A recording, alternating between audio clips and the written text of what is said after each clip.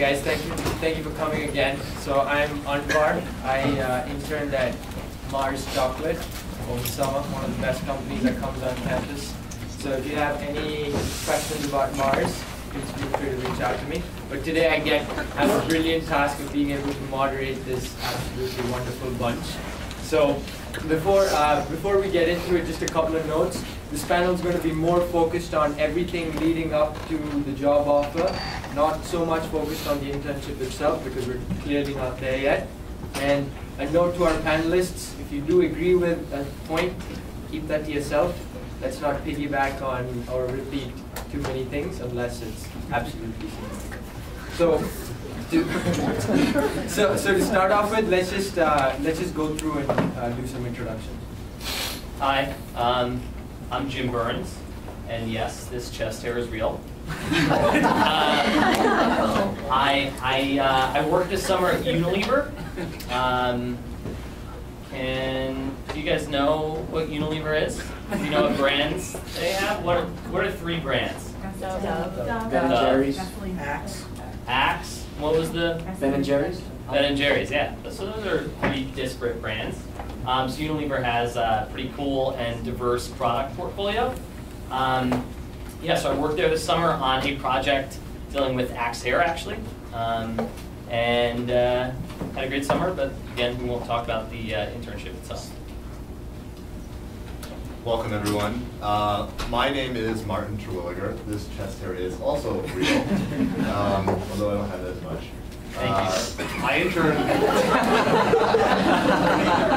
I interned this summer at General Mills with Sasha and Joanna. Had a great experience. Awesome summer, a lot of really cool brands. I won't quiz you guys, but if you have any interest or questions after this, feel free to talk to me. Hi everyone, my name is Mary Fuller. I interned at HP this summer as a product manager on a new product that's coming this fall in actually like 3 weeks. Hey everybody, my name is Sanjeev. No comment about the chest hair. So this summer I was interning at Travelers Insurance in their product management team. Before coming to Johnson, I was working at Accenture in their IT consulting division based in New York. And if anybody has any questions about product management or just general management, especially in financial services, please feel free to talk to me. Hi everyone, my name is Pia Day. This summer I interned at Procter & Gamble on the Bounty brand.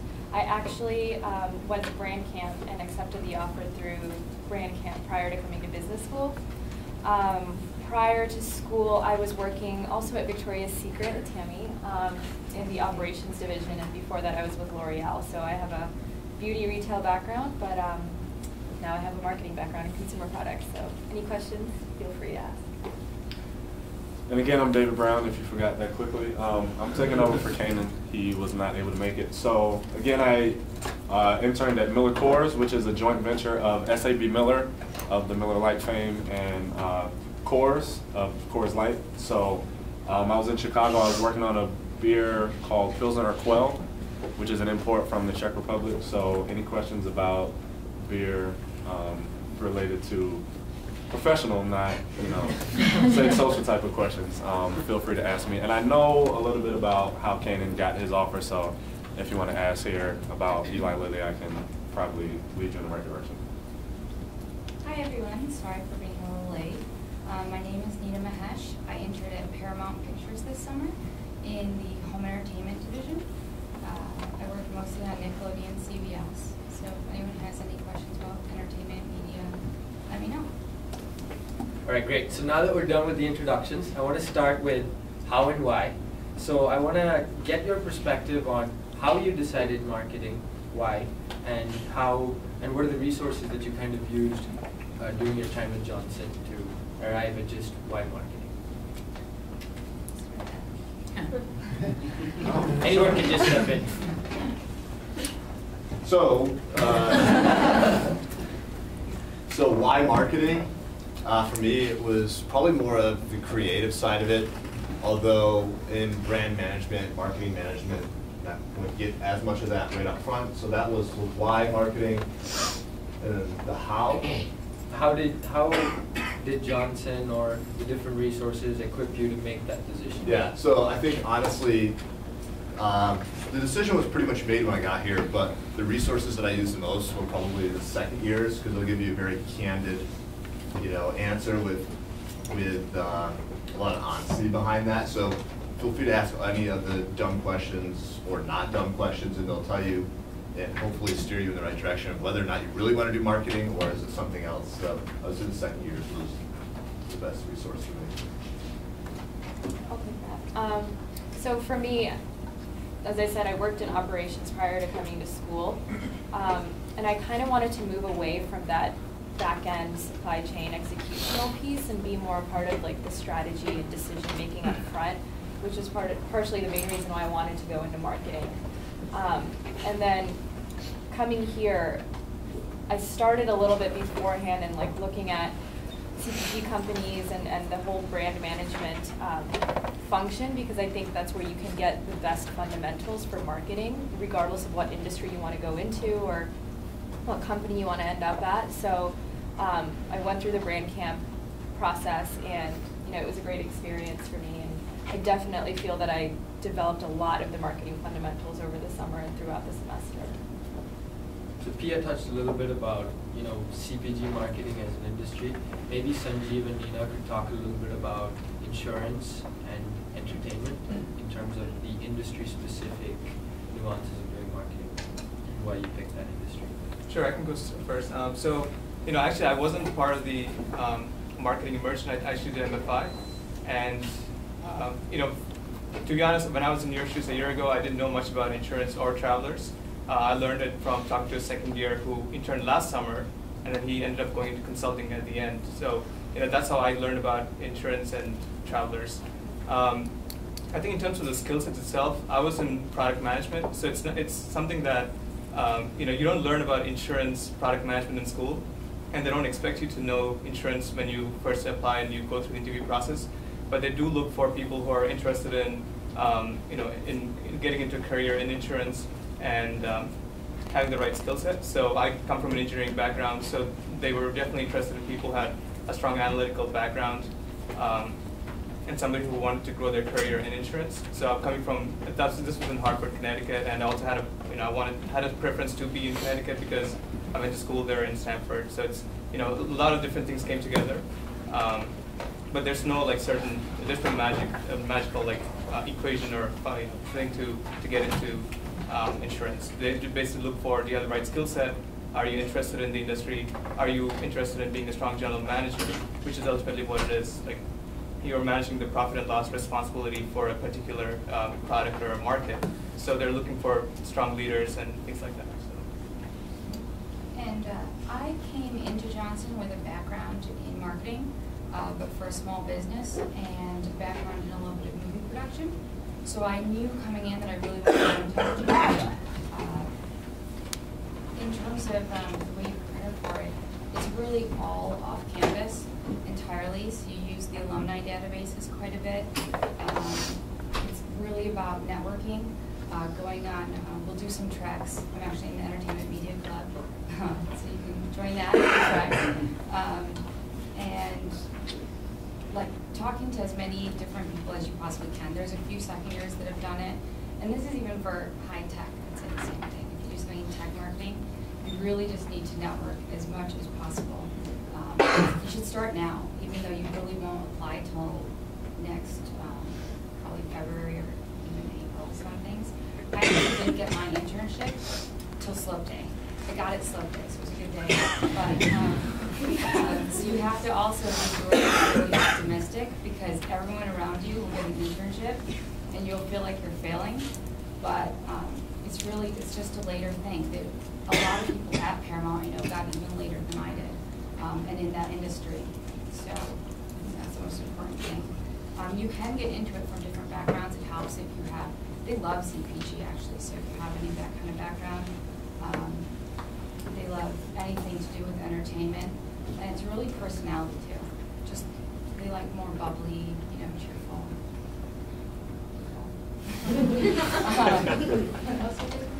No, that's good. Mary, do you want to do a quick note about tech?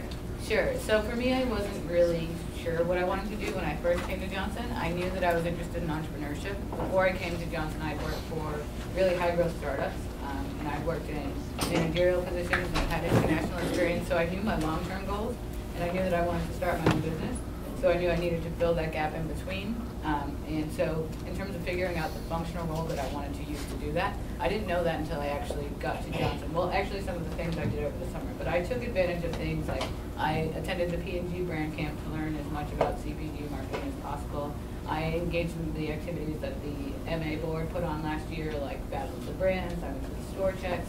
I met with all the second years I could that were, I had my list of top 20 companies, and I met and talked with everyone I could to really figure out the difference and figure out if I wanted to stay in sort of e-commerce technology and do marketing by working in product management, working on new items that are just about to go to market, or doing CPG, and having the opportunity to be the CEO of your brand essentially and work with all the other cross-functionals to run the business.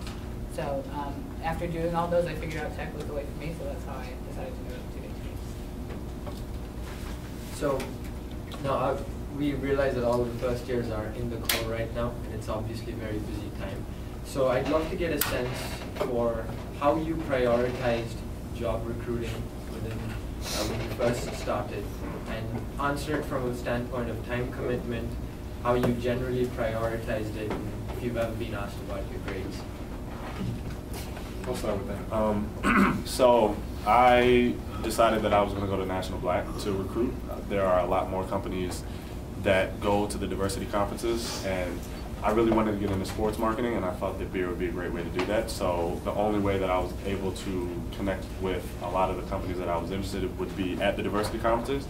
And as some of you may be aware, those are much earlier in the school year. So last year it was in October, and it was right before my accounting final. So I actually had an interview and had to fly out the next morning to get back here to finish my accounting final. So it was awful.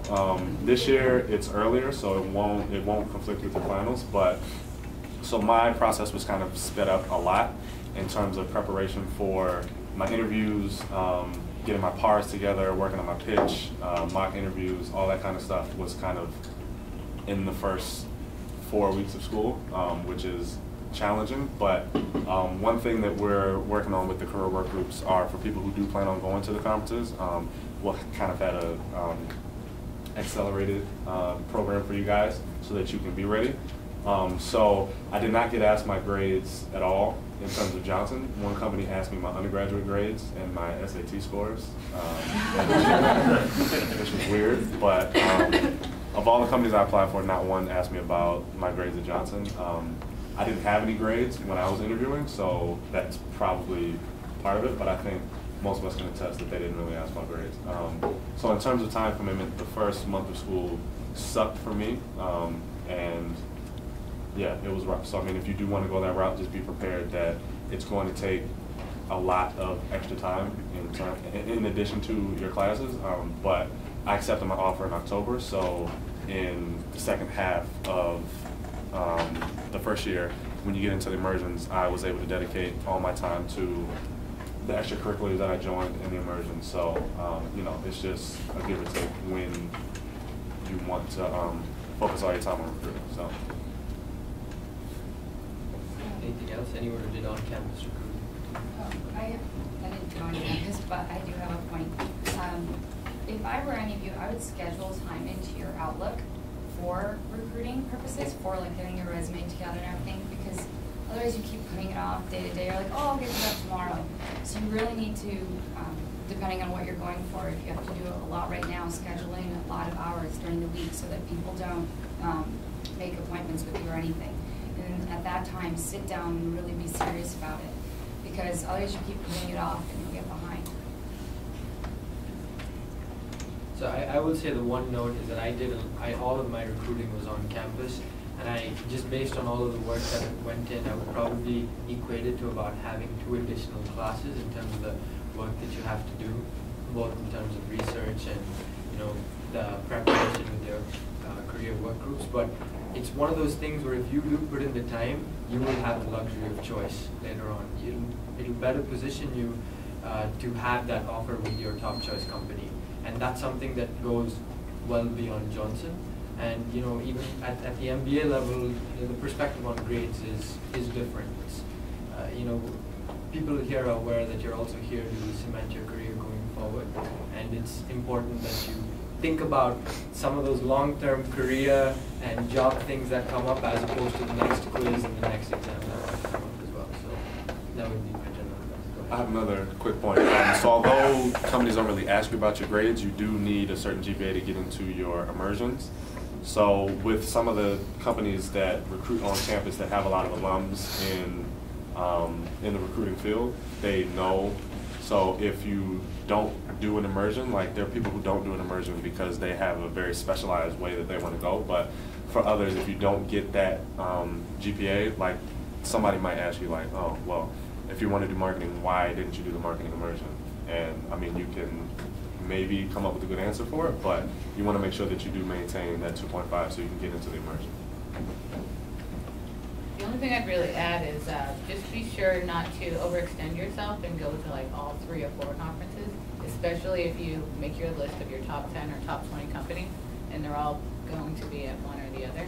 I think that a couple times last year I did that and I really suffered because of it. I just tried to do everything where I would apply I did everything really far in advance because I was so anxious. And then I would be in a position where like I was already happy with my offer. I didn't really want to do anything else, but then I was forced to like go on these interviews that I didn't want to go to because I had booked a day with like 6 or 7 interviews and I was like, oh, mistake. So don't overextend yourself.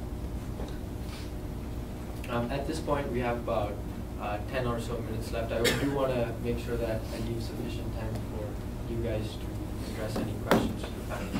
If not, I have a bunch of canned ones that I can go through. I can continue to go through, but I want to give you guys this opportunity. Please go ahead.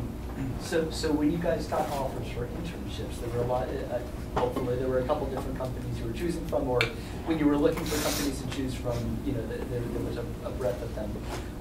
Because a lot of you have mentioned you didn't really have experience working in those fields, what made you decide this particular company you went with for the summer? So I'll start. One, I met with the second year who interned there, and what I was looking for, I don't necessarily want to go into CPG marketing and spend the rest of my life there. I'm looking at it more of, I need to learn about marketing. I'm a career switcher. So I looked at a lot of the exit opportunities and where people were going after they left General Mills.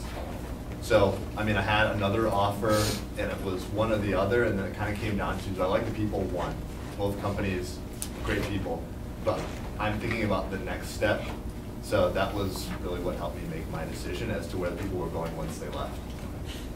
What was the next step, real quick? Well, the next step for me, I'd like to be in like sports, some sort of sports marketing. So just over the summer, Sasha's manager went to the Chicago Cubs to be the marketing manager. So that type of exit opportunity is something that I know is possible and it'll set you up for it. So that was what helped me make that decision. So I was looking at, one of the things I wanted to make sure was if I do go back for full time to that company, that the job function itself, like I wasn't as concerned about the industry, I was more concerned about the job function. And I want to make sure that the responsibilities that I would take on are aligned with my long-term goals. So one of the things I liked about Travelers was that you take on the profit and loss responsibility for a market or a product. In my opinion, that was huge. You don't necessarily get that very easily. And as an MBA coming out of business school, to be able to get that so quickly was very important for me. So that was one of my guiding, one of the reasons why I took that. So I think also the corporate briefings and the corporate events that they set up are very beneficial because it's essentially the people that you're going to learn the most from, like the employees that work there, about the culture, about their processes or their structure or whatever it is.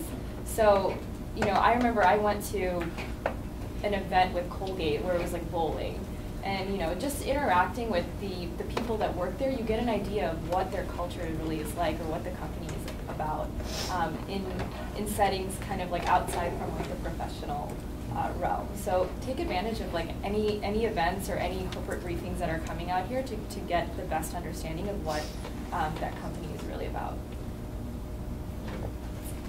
Oh, I was going to say that one of the major factors in my decision was training. So like the amount of training that the companies invest in their entry-level employees.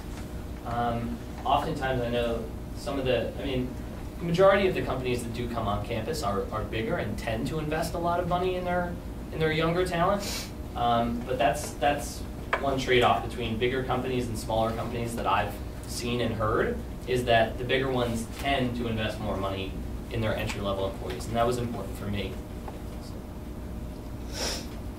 Go ahead. My question for Cornell Armstrong.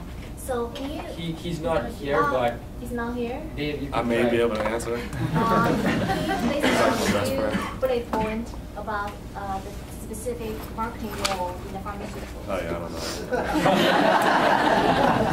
I know that he worked in, I don't know how it was related, but pharmaceuticals and emerging markets, and there was an emerging markets institute, and he and another intern from Johnson had the opportunity to travel abroad. But, so it had something to do with emerging markets marketing. He's really responsive to email though, so if you just write his email and just He said it was highly focused on innovation also. So similar to a lot of the other marketing functions, but highly focused on innovation, especially since it was pharmaceuticals. Maybe not focused on pharmaceutical. Can you guys give us some specific marketing role? Specific, because marketing kind of a very broad area. Specific marketing role in the kind of whatever industry. Like product management is one, right? What I can think of. You know, Well, there must have other roles. maybe to better answer her question, one of you can talk about your internship projects and to give her a sense of what. Maybe Martin, take that one. Okay. I don't like the spotlight, but sure, I'll take it. So yeah, I was a marketing manager, associate marketing manager, which is the exact same thing as a brand manager, pretty close to a product manager. So I had 3 projects which mirrored what I would do as a full-time marketing manager. I had an analytical project, which is essentially doing an overall business review, so working with the sales team, digging through Nielsen to understand what happened with the business last year. I also had a creative project, which was repositioning. I was on Betty Crocker, so we were repositioning a current product from one occasion to the next, so from dinner to breakfast. So that was working with the agency to redesign the packaging and then come up with the marketing communication plan to say, this is how we're going to communicate breakfast once it launches in July, or next July. And then lastly, I had a strategic project, which was like, how do we win again in Walmart and Kroger? So we got killed in Walmart last year. So understanding what does Walmart want from us and how can we deliver on it. So just working with all of my cross-functionals, and you really are the owner of that business. So I was working with finance, sales, operations, logistics, and trying to figure out how I can pull the best and the brightest together to start to compete with some of the competitors and the competition we were seeing. So it was I was managing all 3 of those at the same time, you know, kind of all over the place, but I think that pretty close to probably what most of us did this summer. Actually, let's take one more question. Go ahead, Okay, Nina. Nina, how is the entertainment industry for international students? Is it easy to get in? How? It's policy dependent. Like certain firms are better. They take in sponsor internationals. I honestly don't know which ones do though. You just have to look it up. I can take that. So I know that companies like say an NBC, they will say it's on a case-by-case basis. And that has to do with the fact that earlier they were owned by GE and now they're owned by Comcast. So they've got to kind of balance out what Comcast requirements are as well as their own. I myself been looking at what Disney's policies are, and again, it seems to be a case-by-case basis. So that's just an example of 2 companies like that they don't have like a Mills or a Colgate pretty much says they will hire international students no questions asked, but with these it depends.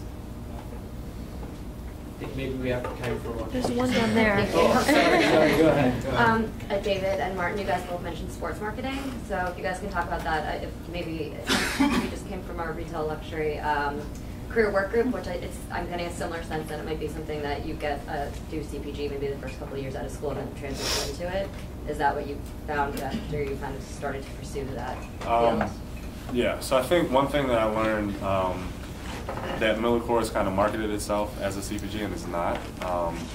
So I think one thing that you'll hear, and I learned during the executive one-on-one coaching, is that, and kind of like Nina said, like pretty much every company out there respects CPG experience. So it's one thing that they'll tell you that if you get that foundational knowledge and experience, that you can then branch off and go into sports or go into something else.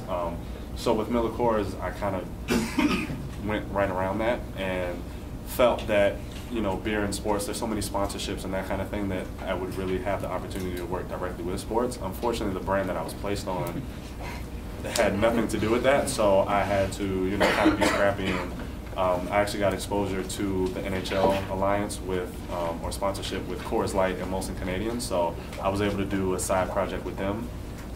So, yeah, I mean, I think that's kind of the decision process that you have to go through with yourself. Like, do you want to start at a CPG and then stay there for a few years and then make that next step, or go straight in? I mean, just in general, the feedback that I've gotten from sports is that it's extremely competitive, it's extremely cutthroat, and the pay is just very low. So you just have to keep those things into consideration when really choosing what way to go. But I mean, I would really encourage one of the diversity conferences, because, you know, like Disney, the NFL, NBA, not Major League Baseball, but a lot of the sports leagues and, you know, some big sports marketing firms go to those conferences. So it's an opportunity to see what positions they have available if they hire interns. A lot of them will only hire for full-time. So, yeah, I mean, I would just say talk to as many people as you can, which I'm still doing, even though that's something that I wanted to do first year. Like, it's still an ongoing process, so. Yeah. I want to add something to that. For your internship, you should really consider if you want an experience or if you want to come out with a job. Because in sports and entertainment and anything, music or anything like that, the likeliness of them giving you an offer, because most of them do just in time, is low. But if you really want to see if you're passionate about that industry, if you like it, it's worth trying for. So that's one thing you should really consider. How are we doing on time, Mike? We have time for one question, one more question. One behind you.